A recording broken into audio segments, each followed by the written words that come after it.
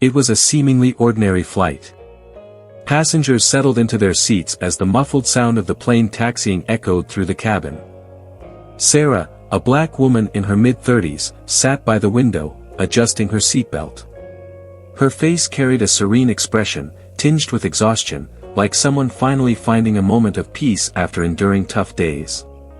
Suddenly, the silence was broken by a hostile remark. "It's a disgrace they let someone like you sit here." The voice came from Mason, a man dressed in an expensive suit, his rigid posture exuding entitlement. He seemed to believe his status granted him the right to look down on others. His sharp eyes were fixed on Sarah, and his tone was as biting as it was arrogant, as though daring her to respond. Sarah took a deep breath, bracing herself against the weight of the words.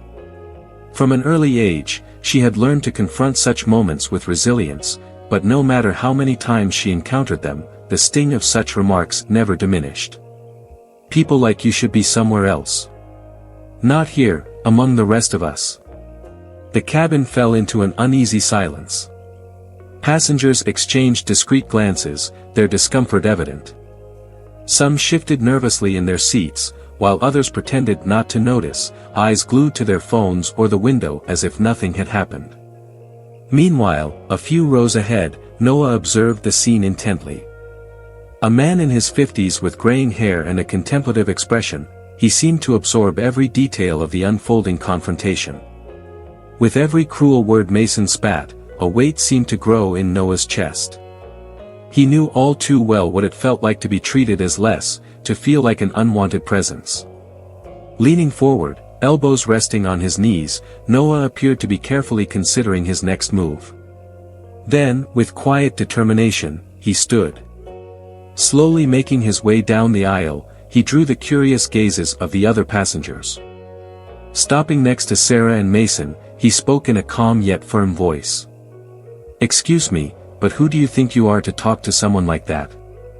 As Noah's resolute voice pierced the tense silence, Sarah's gaze drifted from Mason to the window. For a fleeting moment, she seemed to retreat inward, seeking solace from the humiliation. Mason's words, cruel as they were far from new to her. They echoed countless others she'd heard throughout her life. Sarah had grown up knowing the world wasn't always fair. In her modest neighborhood, her mother, a woman of unwavering strength, had instilled in her the belief that dignity was something no one could take away, no matter how hard they tried. The challenges were plenty. At school, the sneers and hurtful jokes were as familiar as the sound of footsteps in the hallways. But even as a young girl, Sarah had vowed not to let others define her worth. In her teenage years, when she decided to pursue her dream of studying medicine, the response was predictable: "That's not for people like you." Those words stung, but Sarah pressed forward, determined to prove them wrong. Yet here, on this plane, Mason's condescension felt like an avalanche of all those past wounds coming back. Her eyes shifted back to Noah, who still stood, unflinching, in the face of Mason's hostility.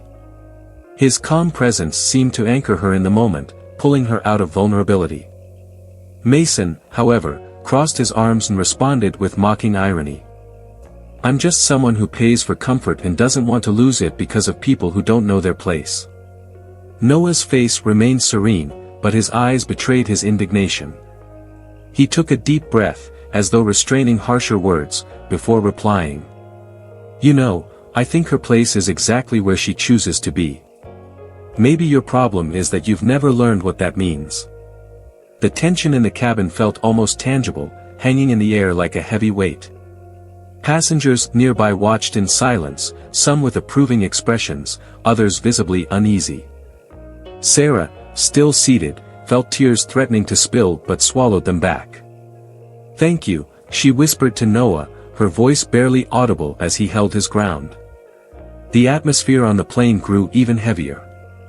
Mason's biting remarks, Noah's unwavering stance, and the silent complicity of the onlookers combined into a charged moment that seemed to electrify the air. "Why are you getting involved? She doesn't need you to defend her," Mason sneered, his tone dripping with disdain as his eyes darted around the cabin, searching for allies. Noah leaned slightly forward, his voice steady and calm. "I'm not interfering. I'm just saying what any decent person would say. Because unlike you, I believe respect isn't optional." For a moment, the silence was so profound it seemed even the hum of the engines had softened. Mason, visibly uneasy, crossed his arms tightly, his face betraying a flicker of insecurity.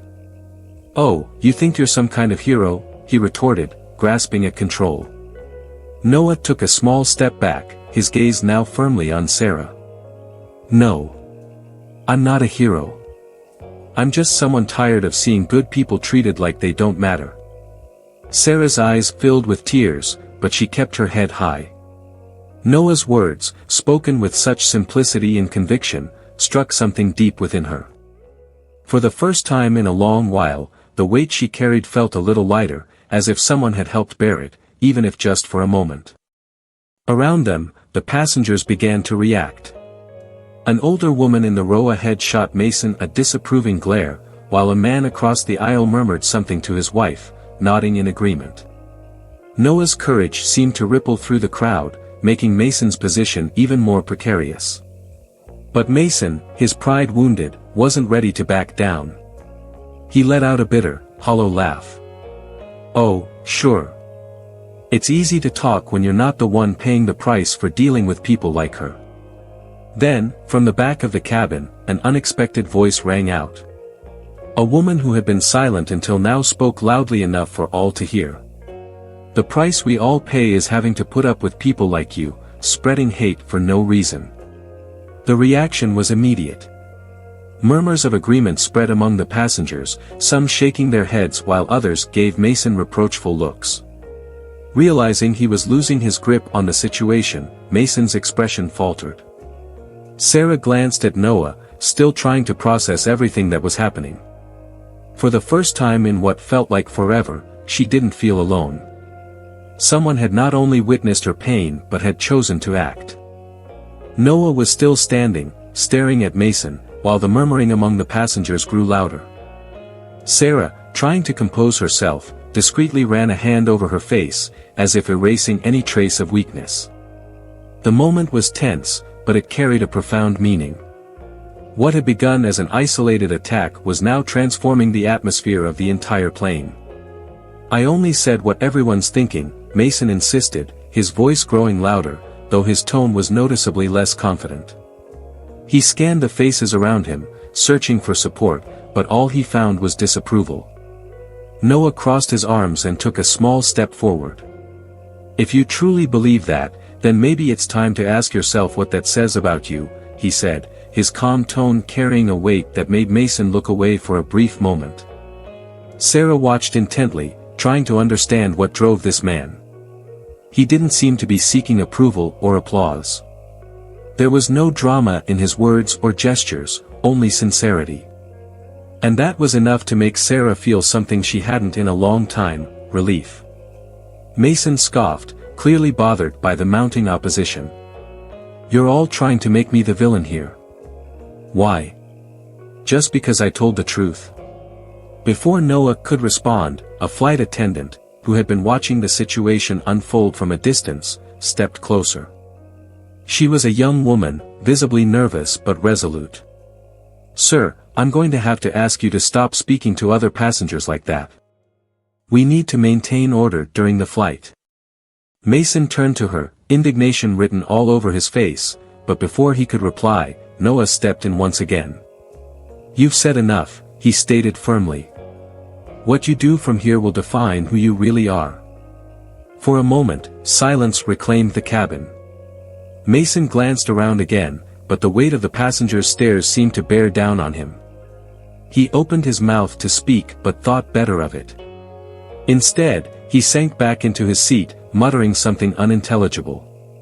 Sarah exhaled deeply, as though she could finally let go of the tension in her chest. Noah gave her a brief smile, saying nothing, before returning to his seat. Yet the tension in the air lingered, and something about Mason's posture suggested that this wasn't over. After Mason retreated to his seat, a heavy silence hung over the plane. But this time, it wasn't a silence of passivity. It was the kind of silence that comes before something bigger. The passengers, who had been hesitant until now, began to respond in unexpected ways. A gray-haired woman sitting a few rows ahead turned toward Sarah. Her eyes were kind but firm. "You don't have to listen to that, sweetheart. He doesn't know anything about you." Her voice, though quiet, was loud enough for many nearby to hear. Across the aisle, a middle-aged man murmured something to his wife before turning to Mason. "If you think you can treat people like that without consequences, you're wrong." His tone wasn't raised, but the weight of his words was unmistakable.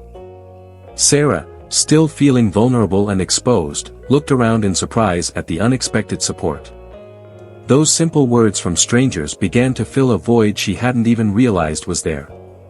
Mason, now fully aware that he was alone, tried to maintain his composure.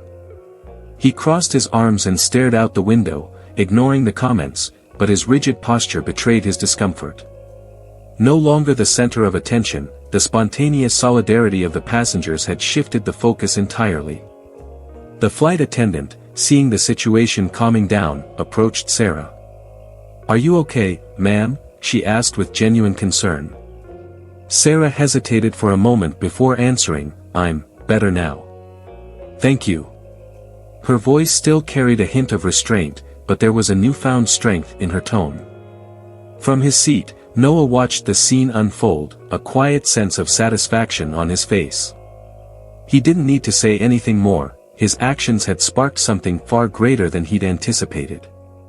Then, a young woman sitting further back raised her voice, addressing the cabin. "I think we all need to remember that everyone here has the right to be where they are. It doesn't matter who they are or where they come from." The cabin filled with murmurs of approval.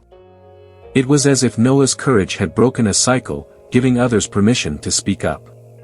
Slowly, the atmosphere began to shift. Sarah smiled, quietly but genuinely. As simple as it seemed, this wave of support carried profound meaning. For the first time in a long while, she felt she wasn't alone. Mason didn't seem ready to change his stance. Sitting in his seat, arms crossed and lips pressed tightly together, he radiated anger. The disapproving stares from the other passengers didn't silence him, instead, they seemed to stoke the fire within him. "You think you're all right just because you're the majority, huh?" he finally exploded, his voice slicing through the cabin. "But you know what I see? A bunch of hypocrites, quick to judge someone for speaking their mind." The flight attendant, who had been cautiously observing from a distance, stepped forward, but Mason raised a hand as if to ward her off without touching her. He was clearly unraveling. "I paid good money for this seat. Who are you to tell me how to act?" "And that woman there," he pointed at Sarah, who averted her gaze, bracing herself against the verbal onslaught. "She probably didn't even pay for her ticket." The murmurs among the passengers grew louder. These were no longer hushed whispers but firm voices. A young woman in the back of the cabin stood up and responded sharply, "And who are you to judge where someone belongs? Do you think your money buys respect? Because from where I'm sitting, you've lost whatever little you had." Mason turned to her, pointing a finger angrily. "You don't know anything about me. None of you do." Before the argument could escalate further, Noah stood up again. He positioned himself in the aisle, between Mason and the rest of the passengers, raising his hands. "That's enough," he said in a tone that was calm yet commanding. "You think you can shut me up? Control me?" Mason roared, his voice filled with hatred but also tinged with desperation. Noah looked at him, his response laced with a tranquility that seemed to defuse any attempt at provocation. "You're already destroying yourself." Mason scoffed, throwing himself back into his seat and staring out the window. But his expression wasn't one of shame or regret. It was discomfort, the frustration of someone unused to being challenged and failing to intimidate those around him. The murmurs among the passengers grew louder, this time in support of Noah and Sarah. A woman touched Sarah's arm gently and said, "You're an inspiration for enduring all of this with such dignity." Meanwhile, Mason remained silent, though his labored breathing betrayed the fury bubbling within him. He was like a volcano on the verge of another eruption, unable to accept that his actions had been confronted. The tension in the cabin was palpable. Mason, still seated, huffed and glanced around, like a cornered animal. His expression was pure irritation, and his heavy breathing revealed the effort it took to hold back his rage. Yet he had no intention of backing down. "You all think you're so superior, don't you?" he snapped, his voice echoing through the aisle. "So self-righteous. But deep down, you're just like me. You just don't have the guts to say it out loud." The murmurs among the passengers grew louder. Some shook their heads in disbelief. The gray-haired woman who had defended Sarah earlier rose from her seat and responded firmly, "The difference, sir, is that we know what respect is. And you clearly don't." Mason let out a bitter laugh, devoid of any humor. "Respect? Respect is something you earn, not something you're handed just for existing." At that moment, Sarah lifted her head. She was tired of hearing Mason's rant and decided it was time to speak. Her voice was soft but charged with emotion. "Respect isn't about who you are or what you have. It's about how you treat others. And you have no idea what that even means." Sarah's words hit Mason like a punch to the gut. He stared at her, stunned by the strength in her voice. But instead of backing down, he decided to double down. He stood abruptly, knocking over the plastic tray from the seat in front of him, and shouted, "I don't need a lecture from anyone, least of all from you." The commotion drew the attention of the flight attendant once again. This time, she approached with the cabin supervisor. The supervisor, a composed and authoritative man, addressed Mason firmly. "Sir, I need you to calm down immediately, or we will be forced to take more serious measures." Mason turned to him, jabbing a finger in his direction. "I am calm. You're just trying to silence me because I speak the truth. That's what happens nowadays. You can't even share your opinion without being attacked." Noah stood up again, this time taking a position beside Sarah. He looked at Mason with the same calm demeanor as before, but his words carried even more weight. "Sharing an opinion isn't the same as attacking someone. You chose to humiliate another person for no reason. And now you're realizing people won't tolerate it anymore." Mason was at a loss for words. He glanced around, but all he found were reproachful stares. His own outbursts had become his undoing. The flight attendant stepped forward again. "Sir, please return to your seat and remain silent. Otherwise, we will be required to notify the authorities upon landing." Mason hesitated. His rage was evident, but he finally realized he had crossed every imaginable line. He threw himself back into his seat, arms crossed tightly, but this time, he stayed silent. Mason remained silent, but the tension in the cabin still hung heavy in the air. His presence, though subdued for now, cast a shadow over the atmosphere. Some passengers continued to glance at him with disapproval, while others whispered words of encouragement to Sarah. Then, something began to shift.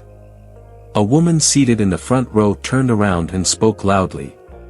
"Behavior like that shouldn't be tolerated, not here, not anywhere. You were very brave, my dear." Sarah looked at her, surprised. The woman smiled kindly and nodded, as if to say, "You're not alone." One by one, other passengers began to speak up. A man seated in the middle of the plane, dressed modestly, raised his voice. "My daughter went through something like this at school. We always try to teach her the world is different now, but there are still people like him. And there always will be if we stay silent," interrupted another voice, this time from a young woman. "But what happened today showed me that people still have the courage to stand up for one another." The collective support began to create a ripple of empathy throughout the cabin. Sarah, who had felt small and invisible moments before, now seemed to draw strength from each word spoken in her defense. Her gaze met Noah's, and she offered a shy smile. He returned it with a subtle nod, as if to say, "You deserve this." Meanwhile, Mason grew visibly more uncomfortable. He shifted in his seat, avoiding eye contact with the other passengers, but the lingering fury in his expression betrayed his struggle to contain himself. His attempt to feign indifference couldn't hide the fact that he had lost control of the situation. The flight attendant returned to the aisle, her tone now firmer. She stopped near Mason and said directly, "Sir, as we've already warned, any further inappropriate behavior will be reported to the authorities upon landing. Please avoid any additional conflict." Mason didn't reply. He stared straight ahead, unmoving, while the other passengers resumed their conversations, their words now filled with solidarity and support. As the plane began to decelerate in preparation for landing, the announcement of the approach to the runway brought a momentary sense of relief. Yet, the tension Mason had caused still lingered. Though he had remained quiet since the flight attendant's last warning, his presence carried a weight no one could ignore. Sarah gazed out the window, trying to process everything that had happened. She knew this flight would stay with her forever, but at the same time, she felt a strange sense of peace. It wasn't just the support she had received from the other passengers, it was the realization that her dignity had been defended and preserved. As the plane touched down, the passengers began preparing for disembarkation. The flight attendant announced that authorities had been informed of Mason's behavior and that he would need to remain seated and await further instructions. A murmur of relief spread through the cabin. Many passengers exchanged discreet smiles, as though they finally felt justice would be served. Mason, however, remained rigid in his seat, his jaw clenched, his fists tightly balled. Once the doors opened, the passengers began to exit. In the aisle, Noah waited patiently as Sarah retrieved her carry-on bag. When she finally stood, he extended his hand in a simple yet meaningful gesture. "You were incredible," he said, his voice low but steady. Sarah looked at him, surprised. I didn't do anything. You were the one who stood up." Noah shook his head slowly. "You kept your head high. That's more than most people would do. And sometimes, just being who we are is an act of courage." For the first time, Sarah smiled fully, the relief evident on her face. "Thank you. For everything." As Sarah and Noah reached the exit, many passengers offered words of encouragement and warm goodbyes. One woman briefly held Sarah's hands and said, "You're not alone. Don't ever let anyone make you feel that way." Meanwhile, Mason remained in his seat, staring blankly ahead. His expression was a blend of anger and frustration, but he knew he couldn't leave without facing the consequences. The flight crew approached him to explain what would happen next, but their voices were drowned out by the bustle of disembarkation. The moment felt like the closing of a chapter, one that left Sarah with a renewed sense of strength and a reminder that even in the darkest moments, kindness and solidarity can shine through. The airport was bustling with people rushing from one side to another. Sarah walked slowly, clutching her small carry-on bag. Each step seemed to echo the events of the flight, as if she were still processing everything that had happened. Beside her, Noah walked in silence. He seemed to understand the weight of the moment, aware that too many words might diminish the strength of the experience. When they reached the exit, he paused, gently placing a hand on Sarah's shoulder. "You're stronger than you think," he said, looking her in the eye. Sarah took a deep breath and gave him a small smile. "And you've shown me that there are still good people in the world." "Thank you." Noah shook his head lightly. "You don't need to thank me. I just hope that, one day, someone does for me what I tried to do for you today." They parted ways there. Noah disappeared into the crowd, leaving Sarah with a mix of gratitude and admiration. For the first time in a long while, she felt as though she didn't have to carry the weight of her struggles alone. As she made her way to the taxi area, hurried footsteps behind her caught her attention. Turning, she saw the gray-haired woman who had defended her on the plane. The woman held a small purse and gently touched Sarah's arm when she caught up to her. "I wanted to say something before you go," the woman began, her eyes shimmering. I have a granddaughter. She's black, like you. And I've always worried about what the world might do to her. But today, seeing you, I have more hope. You're an inspiration. The words hit Sarah in a way she hadn't expected. A warm emotion swelled in her chest, and she grasped the woman's hands, momentarily speechless. When she finally found her voice, it was soft but steady. Thank you. That means so much to me. The woman smiled and said goodbye, leaving Sarah alone again. But this time, the silence around her didn't feel as heavy. There was a lightness, a newfound certainty that she had discovered something precious that day, the power of empathy, even in the hardest moments. As Sarah approached the arrivals gate, she noticed a small commotion outside the terminal. Mason was there, surrounded by two officers speaking to him with serious expressions. He gestured wildly, visibly frustrated, but something about his demeanor had shifted. He was no longer the confident, arrogant man who believed he could say whatever he wanted without consequences. As Sarah passed by, she caught snippets of the conversation. One of the officers was saying, "Words have consequences, sir. Maybe this is a good time to reflect on that." For a brief moment, Mason's eyes met Sarah's. He looked as if he wanted to say something, but the words didn't come. She could see the uncertainty in his face. He didn't know how to handle the situation. He seemed smaller, almost lost. Sarah chose not to stop. It wasn't her responsibility to fix Mason or make him understand the harm he had caused. As she walked away, however, she felt an unexpected sense of peace. Like everyone else, Mason would have to face the consequences of his choices. Later, as Sarah waited for her ride in another part of the airport, a familiar voice reached her ears. It was Noah, sitting on a nearby bench with his luggage beside him. "Did you see what happened out there?" he asked with a slight smile. Sarah nodded but didn't reply immediately. Instead, she sat down next to him and gazed at the horizon. "I learned something today," she finally said.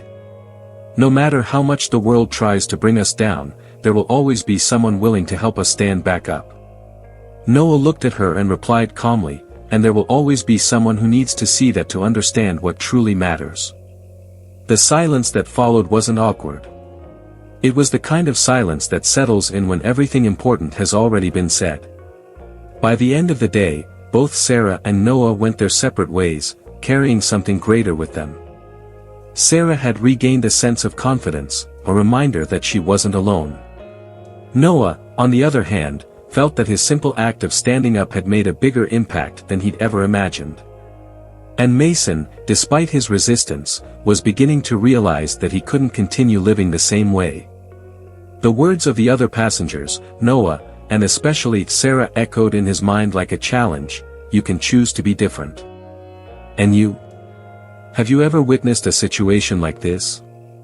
What would you do if you were in Noah's or Sarah's place? Share your thoughts in the comments below. I'd love to hear your opinion. Stay tuned for another moving story coming up next.